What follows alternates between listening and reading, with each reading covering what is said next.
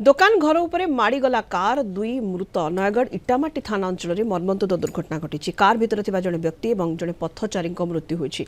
पथचारी को धक्का दे दोकान को पशिथिला कार गतकाल विलंबित राति रे खोर्धा जिला बोलगड़ थाना सागुरु गाँव सूर्यकांत प्रधान और अन्य दुई युवक कार जोगे नयगढ़ सागुरु गाँव को जाउथिले। इटामाटी निकट में एक ट्रक को ओवरटेक करुवा बेले जड़े पथचारी को धक्का देइथिले। कार पछरे बसिथिबा सूर्यकांत छाती रे आघात लागिथिला। इटामाटी पुलिस खबर पाई पथचारी और सूर्यकांत को नयगढ़ मुख्य चिकित्सालय भर्ती करथिले। डाक्तर सेमानंकु मृत घोषणा करथिले। इटामाटी पुलिस कार को जबत करी तदंत चलाइछि। कार थिबा अन्य दुई युवक फेरार थिबा इटामाटी आईएससी कहछन्ति। ड्राइवर सहित निजे बसिक आसुले गाड़ी रे नयगढ़ फेरुले गाँव को जाऊे घर हूँ सागर गाँ तो इटामाटी बजार उपर प्रथम गोटे लोकटा को से धक्का देइछन्ति। तापर धक्का देला परे जाइकरी गोटे दुकान घर खुंट फुंट भांगी धक्का देइछन्ति। जो धक्का कि से गाड़ी भितर गाड़ी रे थिबा जो सूर्यकांत प्रधान से मारिछन्ति। जो लोकटा को धक्का करछन्ति पथचारी की से कौन से भी से दुर्घटना में मृत्युवरण कर। हारे जड़े लोक ठिया होते राति प्राय 1:30 से चा पीक बोधे ड्राइवर जन ठिया होते छत्तीसगढ़ शुणा से ड्राइवर को जोर धक्का देछि जाफल से स्पॉट रे भी डेथ होइछि। आउ गाड़ी भितर थिबा ड्राइवर और तांको सहित जड़े तांकर किछि हेनी किंतु पछरे थिले गाड़ी रो मालिक जी तांकर सेठी स्पॉट डेथ होइछि। गाड़ीटी शुणाउछि एठी पाखर ई सागुरु गाँ जो से गाँव रो से गाड़ीटी। अधिक सूचना पर नयगढ़ रिपोर्टर देवव्रत नायक जोड़ी होती वर्तमान फोन लाइन रे।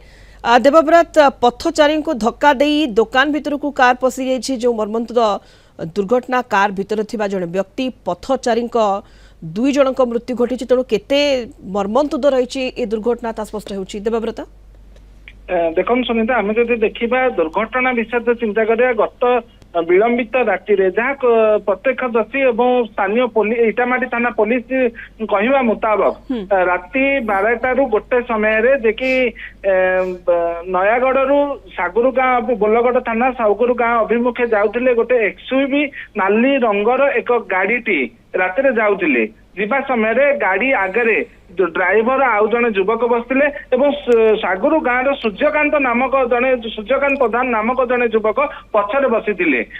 इटामाटी ठेरे टर्निंग निकट रे एक ट्रक को से एक्सयूवी कार टी ओवरटेक करुथिला। ओवरटेक करबा समय रे जो पथचारी जनक अछंती से जने होउछंती ड्राइवर एवं से महाराष्ट्र राज्यर तांको नाम होउची द्वारिका प्रसाद हरणीखेड़।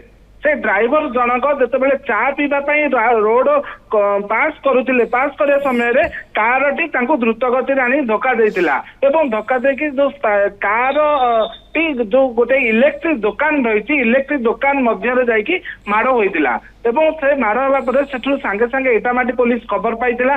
खबर पाइकी सूर्यकांत एवं द्वारिका दुई जन को नयागढ़ मुख्य चिकित्सालय को लेके जाइतिले एवं सेठारे डाक्तर दुई जन को मृत घोषणा करथिले। अन्यपटे इटामाटी थाना पुलिस कार को जबत करिछि एवं गाड़ी रे जो गाड़ी कार आगे ड्राइवर चालक एवं गाड़ी आगे जने आउ जने कार जी चालक रहिसंती अन्य जने युवक फेरार रहिसंती। देवव्रत हाँ से दुई जन युवक को पुलिस खोजुची से दुई जन युवक कुआडे जाइछन्ती पुलिस तापरे मध्ये तदंत करूची। अन्यपटे ए जो दुर्घटना घटिची कौन पाई केउ कारण नै कि दुर्घटना घटिची द्रुत गति ना बेपारीवा गाड़ी चालना ता ऊपर मध्ये पुलिस तदंत करूथिबा कसे।